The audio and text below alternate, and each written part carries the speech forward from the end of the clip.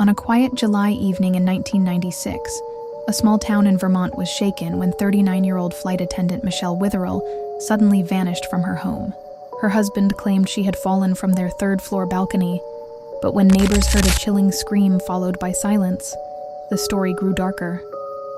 Police arrived to find Michelle barely clinging to life, her injuries so severe they looked more like an attack than a fall. Hours later, she was gone. The first shocking detail came from investigators who examined the balcony. The railing was intact, sturdy, and showed no signs of giving way. If Michelle truly fell, how had she gone over without a struggle?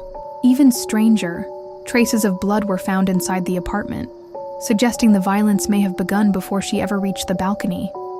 As detectives pieced together her last hours, another revelation surfaced. Michelle's co-workers revealed she had confided in them about being afraid of her husband. She allegedly described controlling behavior and whispered that she was considering leaving him.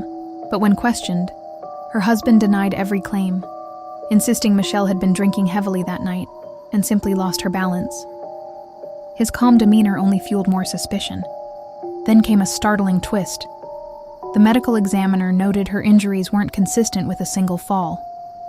There were bruises in various stages of healing, marks that hinted at a pattern of abuse. Yet despite the evidence, the case stalled.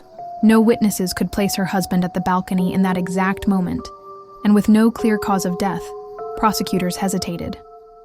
Years later, a new team re-examined the evidence. Forensic experts argued that Michelle's injuries aligned more with being pushed or even struck before the fall. But by then, crucial files had been lost, memories had faded, and the case was tangled in decades of doubt.